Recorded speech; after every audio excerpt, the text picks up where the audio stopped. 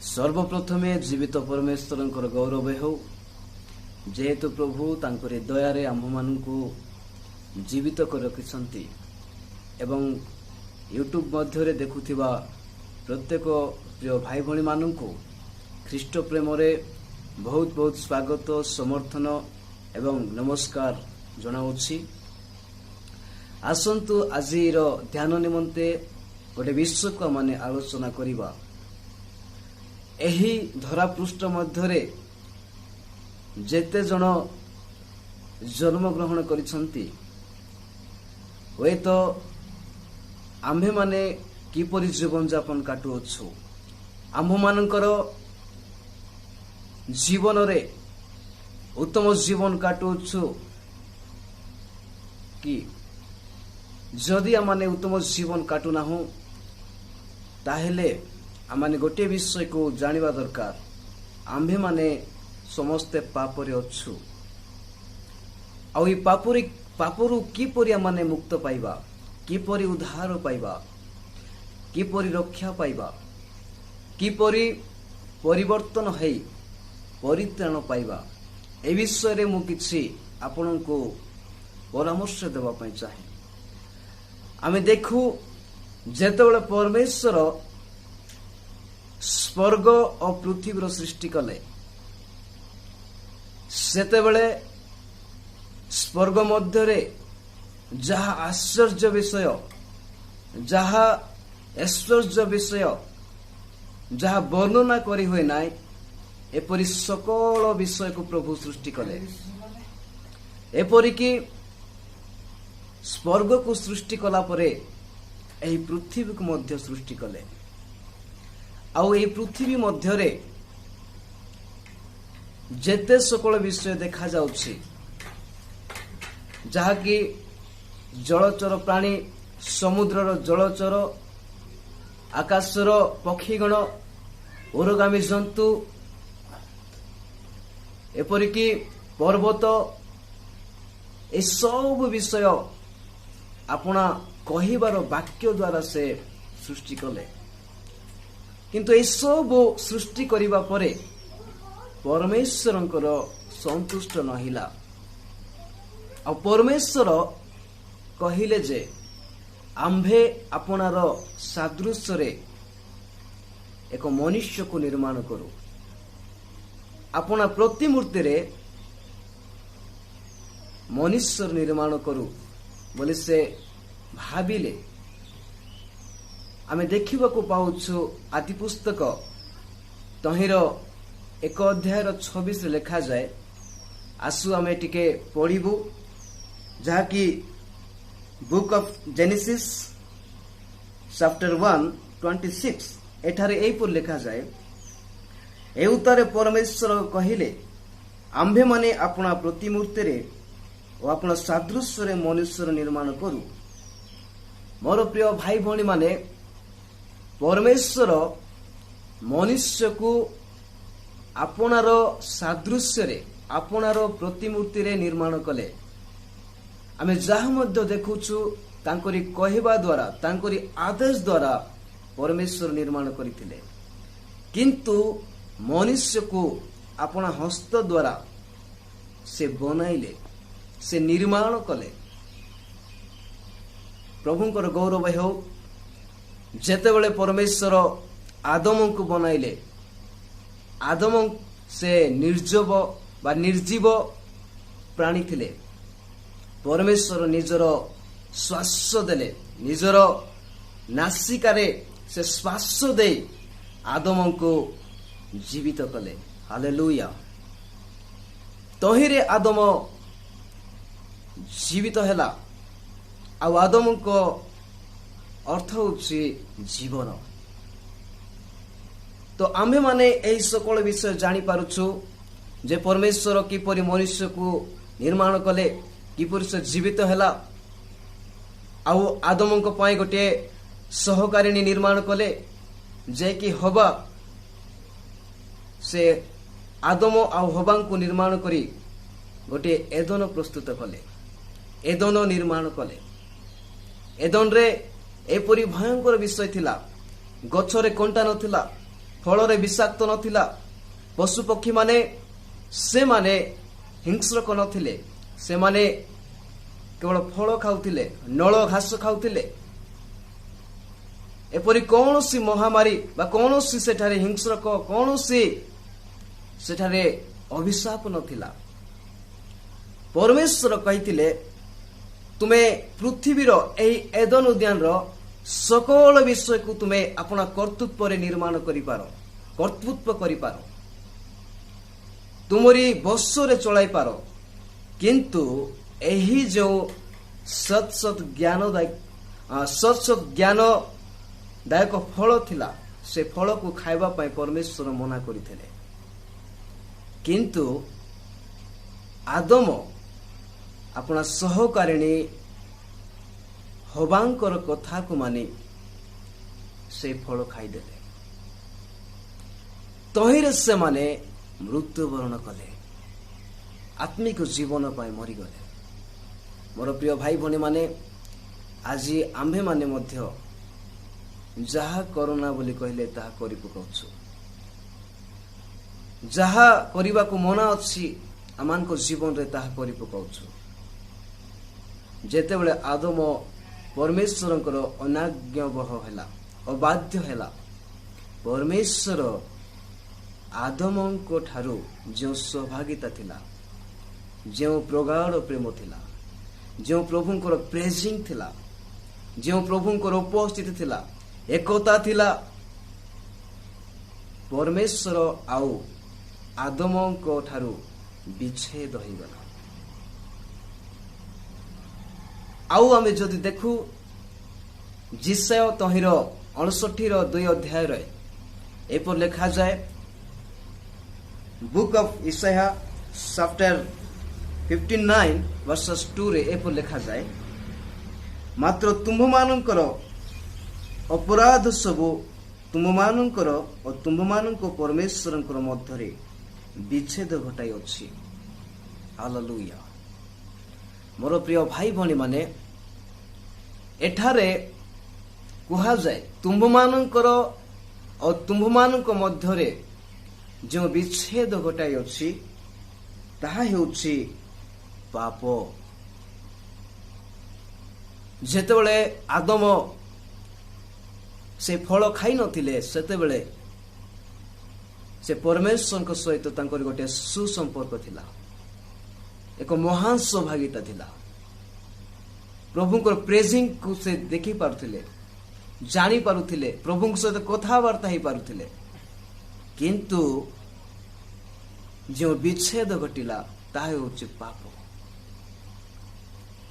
ମୋର ପ୍ରିୟ ଭାଇ ଭଉଣୀ ମାନେ, ମୁଁ କହିବା ପାଇଁ ଚାହେଁ, ଆଦମଙ୍କ ଠାରୁ ଆଜି ପର୍ଯ୍ୟନ୍ତ ଯେତେ ଜଣ ଜନ୍ମଗ୍ରହଣ କରୁଛନ୍ତି, ଆମେ ସମସ୍ତେ ପାପରେ ଜନ୍ମଗ୍ରହଣ କରୁଛୁ। ତେଣୁକରି ଦାଉଦ କହିଲେ, ମୁଁ ଅପରାଧରେ ନିର୍ମିତ ହେଲି, ଯାହାକି ଗୀତ 51 ଅଧ୍ୟାୟର 5 ଲେଖାଯାଏ, ଦେଖ ଅପରାଧରେ ମୁଁ ନିର୍ମିତ ହେଲି ଓ ପାପରେ ମୋ ମାତା ଗର୍ଭଧାରଣ କରିଅଛି। ମୋର ପ୍ରିୟ ଭାଇ ଭଉଣୀ ମାନେ, ଦାଉଦ କହନ୍ତି, ମୁଁ ଅପରାଧରେ ନିର୍ମିତ ହେଲି ଓ ପାପରେ ମୋ ମାତା ଗର୍ଭଧାରଣ କଲେ। ତା ମାନେ ଆମେ ଯେତେ ଜଣ ଜନ୍ମଗ୍ରହଣ କରୁଛୁ, ଆମେ ପାପରେ ନିର୍ମିତ ହୋଇ ଜନ୍ମଗ୍ରହଣ କରୁଛୁ। ଏଣୁକରି ମୁଁ ଆପଣଙ୍କ ନିକଟରେ କହିବା ପାଇଁ ଚାହେଁ, ଆମେ ଯେତେ ଜଣ ପାପରେ ଅଛୁ, ଏହି ପାପକୁ ପ୍ରଭୁ ଘୃଣା କରନ୍ତି। ଆଉ ପାପର ଅର୍ଥ ହେଲା ଯାହା ପରମେଶ୍ୱର ଘୃଣା କରନ୍ତି, ଯାହା ପରମେଶ୍ୱରଙ୍କର ସମ୍ମୁଖରେ ଯାହା ମନ୍ଦ ବିଷୟ, ତାହା ହେଉଛି ପାପ। ଆଉ ଏହି ପାପ କରି ଆମ୍ଭେମାନେ ପରମେଶ୍ୱରଙ୍କର ଗୌରବ ରହିତ ହୋଇଅଛୁ, ଯାହାକି ରୋମିଓ 3 ଅଧ୍ୟାୟର 23 ଲେଖାଯାଏ, ଆମ୍ଭେମାନେ ସମସ୍ତେ ପାପ କରି ଈଶ୍ୱରଙ୍କର ଗୌରବ ରହିତ ହୋଇଅଛୁ। ମୁଁ କହିବା ପାଇଁ ଚାହେଁ, ଆମେ ଯେତେ ଜଣ ପାପ କରିଅଛୁ, आमे समस्त ईश्वरंकर महिमारू उणा पड़िअछु। परमेश्वरंकर गोटे क्रोधर पात्र होइअछु। से अनाज्ञा संतान मानक परि आचरण करी आमानकर जागतिक अभिलाषर पड़ी आम्भे माने आमानकर शारीरिक आमानकर कामनार भावना अनुसार आमाने जीवन यापन करूछु। शरीर प्रति मृत हो जाउछु। आ परमेश्वर आमानकु गोटे गोटे से पाप थिबा सत्वे आम्भे माने गोटे दंडर पात्र अटु, गोटे गोटे अभिशापर पात्र अटु। तेणु करी परमेश्वर आम्भमानकर उद्धार निमंते से स्वयं जीसु को पठाइले। Praise the lord. आ जहा कि माथ्यू लिखित सुसमाचार 1 अध्याय 26 लिखा जाए, जहा कि से पुत्र प्रसव करिवो आ तुमे ताहांको नाम जीसु देबो, कारण से अपना लोकंकु सेमानकर समस्त पापरु परित्राण करिवे। हालेलुया। मोर प्रिय भाई भणी माने, अवश्य आमे पापरे थिलो, आमे अभिशापरे थिलो, आमाने दंडर पात्र थिलो, किंतु परमेश्वर आम समस्तकर पापरु परित्राण करिबा निमंते ए धरा पृष्ठ को आसिले। हालेलुया। कौनसी रक्त मनुष्यर पाप मोचन हो पारि ना, कौनसी पशुर रक्त मनुष्यर पाप मोचन हो पारे ना, किंतु जे निष्कलंक निर्दोष जो पवित्र जे आंभ मानकर जीशु ख्रीष्ट से पापर मुक्तिर स्वरूपे अपना रक्त को से ढालिकी निजर जीवन को क्षत विक्षत करी आंभ मानकर परित्राण साधन करिसंती। हालेलुया। एणु करी आम्भे माने जदि जानी जानी ए सब विषय जानिला परे हे परमेश्वरंकर अनाज्ञा बाहर रहिबा, ताहिले आमे माने से विचार स्थान रे निश्चय धरा पड़िबा। मु कहिबा पई चाहे मोर प्रिय भाई भणी माने, एही 3-4 गोटी पॉइंट आपनक सम्मुख रखी मु बंद करियो पई चाहे।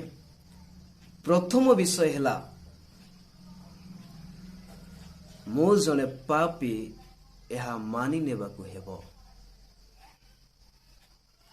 जहा कि प्रथम जन 1 अध्याय 9 लिखा जाए, आम्भे माने जदि पाप करी ना हो बोली जदि कहू, ताहेले आम्भे माने गोटे गोटे मिथ्यावादी अटू। एणु करी निज को पापी बोली मानि नेबाकु हेबो। यह है प्रथम विषय। आउ द्वितीय विषय है निजर पाप को स्वीकार करी छाड़ी देबाकु हेबो, जहाँकि हितोपदेश 28 अध्याय 13 लिखा जाए, जे अपना धर्म को आच्छादन करे से मंगल पाए ना, किंतु जे स्वीकार करी छाड़ई से दया पाइबो। मोर प्रिय भाई भणी माने, मु कहबा पई चाहे निजर पाप को स्वीकार करने को हेबो। आपण गत दिन मानक मध्य जहा जहा पाप करिसंती गोटे गोटे विषय को स्वीकार करने को हेबो। आपण हुए तो कहा विरुद्ध रे ठकी देले, कहा को गंडगोल करिसंती, कहा को चोरी करिसंती, कहा को मर्डर करिसंती, अन्यर धन को लोभ करिसंती, एपरी जीवन रे अनेक कुकर्म करिसंती। गोटे गोटे विषय को स्वीकार करने को हेबो, आउ स्वीकार करी से सकल विषय को छाड़ीबा को हेबो। तहिरे परमेश्वर मानकर पाप सब क्षमा करिवे। हालेलुया। आउ तृतीय विषय हैला जे आम्भे माने देखू, तृतीय विषय एहा जे आम मानकर प्रार्थना रे गोटे विश्वास रहिबा दरकार, प्रभु ठारे गोटे विश्वास रहिबा दरकार जे प्रभु मोर पाप କ୍ଷମା କରିଅଛନ୍ତି ଏହା ବିଶ୍ୱାସ କରିବା ଦରକାର। ଯେହେତୁ ପରମେଶ୍ୱର କ୍ଷମା ଦେବା ପାଇଁ ବିଶ୍ୱସ୍ତ ଏବଂ ନ୍ୟାୟବାନର ପରମେଶ୍ୱର ଅଟନ୍ତି। ଏଣୁକରି ତାଙ୍କରି ବାକ୍ୟର କେବେ ହେଲେ ଅସଫଳ ହେଇନାହିଁ। ସେ ପ୍ରତିଟି ବାକ୍ୟକୁ ଗୋଟିଏ ଗୋଟିଏ ମାତ୍ରାରେ ଗୋଟିଏ ଗୋଟିଏ ବିନ୍ଦୁରେ ସେ ସଫଳ କରି ଆସୁଅଛନ୍ତି। ସେ ବିଶ୍ୱସ୍ତ, ସେ ନ୍ୟାୟବାନ ପରମେଶ୍ୱର। ମୋର ପ୍ରିୟ ଭାଇ ଭଉଣୀ ମାନେ, ପ୍ରାର୍ଥନା କଲା ପରେ ପ୍ରଭୁଙ୍କଠାରେ ବିଶ୍ୱାସ କରିବା ଦରକାର, ପ୍ରଭୁ ମୋର ପାପ କ୍ଷମା କରିଛନ୍ତି। ଏହା ହେଲା 3 ଗୋଟି ବିଷୟ। ଆଉ ଚତୁର୍ଥ ବିଷୟ ମୁଁ ଆପଣଙ୍କୁ କହି ସମାପ୍ତ କରିବା ପାଇଁ ଚାହେଁ, ଯାହାକି ପ୍ରାର୍ଥନା କରିବେ। ପ୍ରଥମରେ ନିଜକୁ ମାନି ନେବେ ମୁଁ ପାପୀ ବୋଲି। ଦ୍ୱିତୀୟରେ ଆପଣ ପାପକୁ ସ୍ୱୀକାର କରି ଛାଡ଼ିବେ।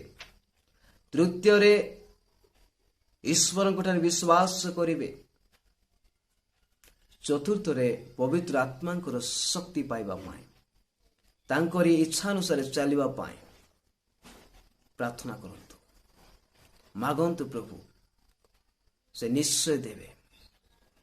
ମୋର ପ୍ରିୟ ଭାଇ ଭଉଣୀ ମାନେ, ଏହି 3-4 ଗୋଟି ବିଷୟକୁ ଆପଣ ମାନେ ଆଜି ହିଁ ସ୍ୱୀକାର କରନ୍ତୁ। ଆଜି ହିଁ ଏହି ବିଷୟକୁ ମାନନ୍ତୁ। ତହିଁରେ ପରିତ୍ରାଣ ଆସିବ, ତହିଁରେ ସ୍ୱର୍ଗ ମିଳିବ। କେବଳ ଆମେ ଖ୍ରୀଷ୍ଟିଆନ ହେଇଗଲେ ସ୍ୱର୍ଗକୁ ଯାଇପାରିବା ନାହିଁ। ଆମେ ଭଲ ଦାନ ଦକ୍ଷିଣା ଦେଲେ ସ୍ୱର୍ଗକୁ ଯାଇପାରିବା ନାହିଁ। ପୁରୁଣା ଖ୍ରୀଷ୍ଟିଆନ ହେଲେ ଆମମାନେ ସ୍ୱର୍ଗକୁ ଯାଇପାରିବା ନାହିଁ। କିନ୍ତୁ ପ୍ରଭୁଙ୍କର ଆଜ୍ଞାବହତା ହେବାକୁ ହେବ। ଆଜି ହିଁ ନିଷ୍ପତ୍ତି ନିଅନ୍ତୁ। ଆଜି ନିଜର ଜୀବନକୁ ସମୀକ୍ଷା କରନ୍ତୁ। ପ୍ରଭୁ ଆପଣଙ୍କର ପ୍ରାର୍ଥନା ଶୁଣିବା ପାଇଁ ସେ ସବୁବେଳେ ପ୍ରସ୍ତୁତ ଅଟନ୍ତି। ତ ମୁଁ ଭାବୁଛି ଆପଣମାନେ ଏ ଶେଷ ପର୍ଯ୍ୟନ୍ତ ଦେଖି ପ୍ରଭୁଙ୍କ ଠାରେ ଆପଣମାନଙ୍କର ଜୀବନ ବାକ୍ୟରେ ଆଘାତ ପ୍ରାପ୍ତ ହୋଇଅଛି। ତ ଧୈର୍ଯ୍ୟ ଧରିଥିବାରୁ ଆପଣଙ୍କୁ ସମସ୍ତ